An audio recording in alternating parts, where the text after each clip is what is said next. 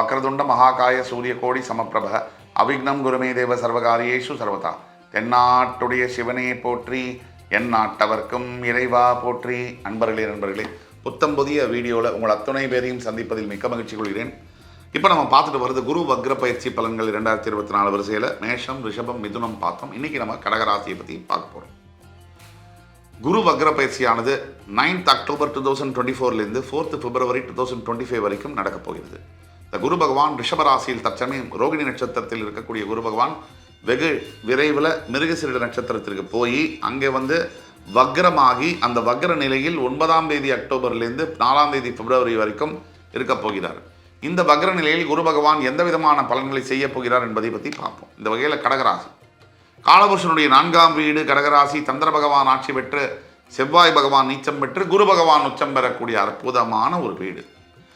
பொதுவிலே கடகராசியில் பிறந்தவர்கள் பல தடைகள் வாழ்க்கையில் அந்த தடைகளை எல்லாம் தாண்டி சாதிக்கக்கூடிய ஒரு திறன் படைத்த அருமையான மனிதநேயம் படைத்த ஒரு அருமையான உள்ளம் என்பது கடகராசி.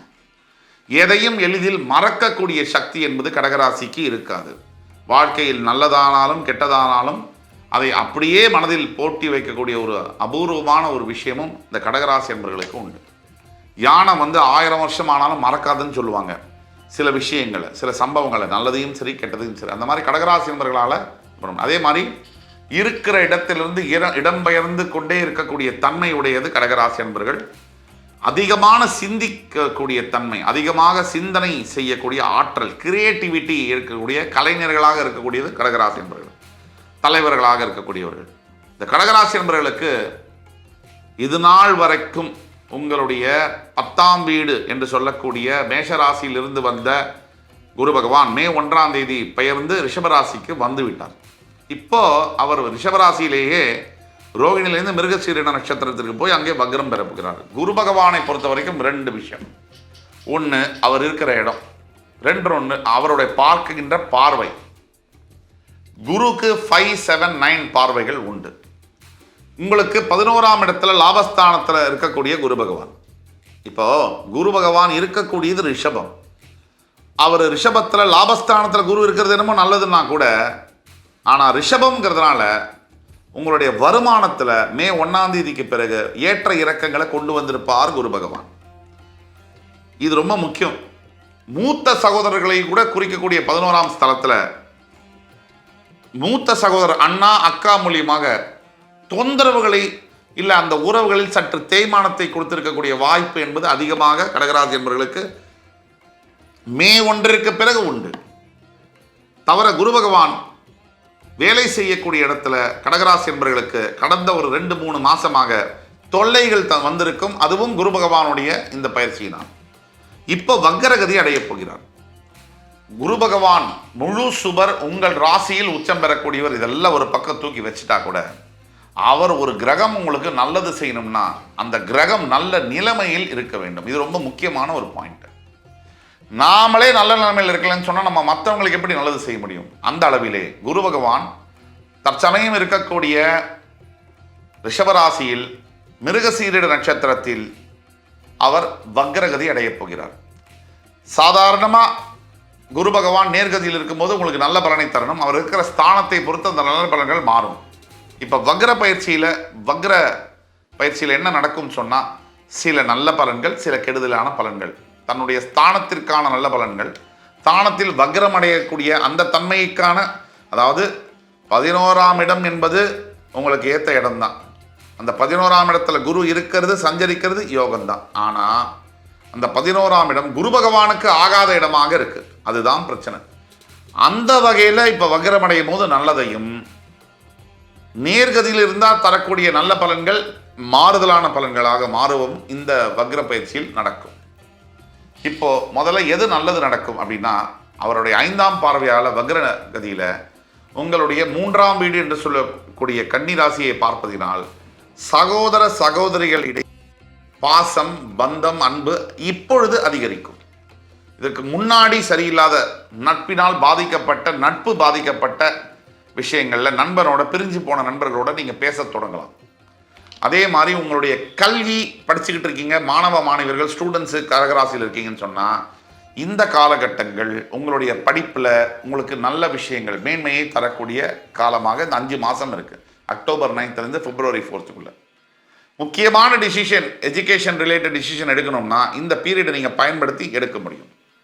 அதே மாதிரி உங்களுடைய பார்ட்னர்ஷிப் விஷயங்கள், பார்ட்னர்னால தொல்லைகள் இருக்குது, பார்ட்னர்ஷிப் ஃபார்மில் பிரச்சனைகள் இருக்குன்னா அது சம்பந்தமான பேச்சுவார்த்தைகளை இந்த நேரத்தில் நீங்கள் தொடங்க முடியும். இதெல்லாம் ஒரு பக்கம். அவருடைய 7ஆம் பார்வையால் உங்களுடைய 5ஆம் இடம் என்று சொல்லக்கூடிய பூர்வ ஜென்மஸ்தானத்தை விருச்சிக ராசியை பார்ப்பதனால் இப்போதான் விஷயம். புத்திர பாக்கியம் இல்லாமல் பல வருஷமாக இருக்கக்கூடிய கடகராசி என்பவர்களுக்கு புத்திர பாக்கியம் என்பது கிடைக்க வாய்ப்பு இந்த அக்டோபர் 9th பிப்ரவரி 4th 2025 வரைக்கும் இருக்கு. 9th October 2024 புத்திர பாக்கியத்துக்கு மேலே ஒரு பாக்கியம் என்பது இருக்கவே முடியாது. ஸோ அந்த பாக்கியத்தை தரப்போகிறார்.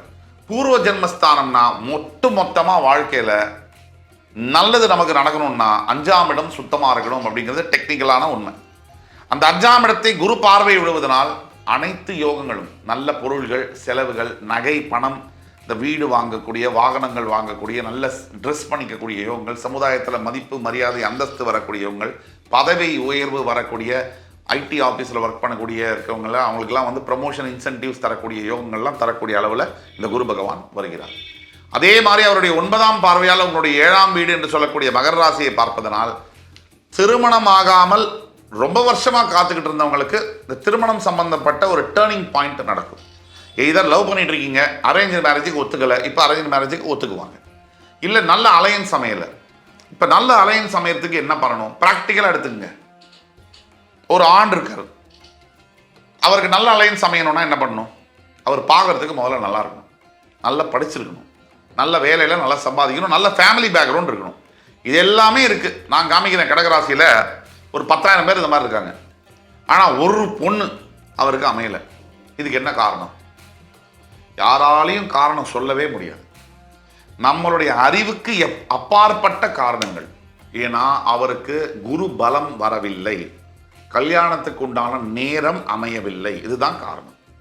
அப்படிப்பட்ட நேரம் தான் இந்த அக்டோபர் 9th பிப்ரவரி 4th கடகராசியில் இருக்கக்கூடிய ஆண்களாக இருந்தாலும் இப்போ பெண்ணாக இருக்காங்க, மிக அழகாக இருக்காங்க, நல்ல படிச்சிருக்காங்க, நல்ல ஒரு வேலையில் இருக்காங்க, நல்ல இன்டெலிஜென்ட் பொண்ணு, நல்ல ஃபேமிலி பேக்ரவுண்டும் இருக்குது.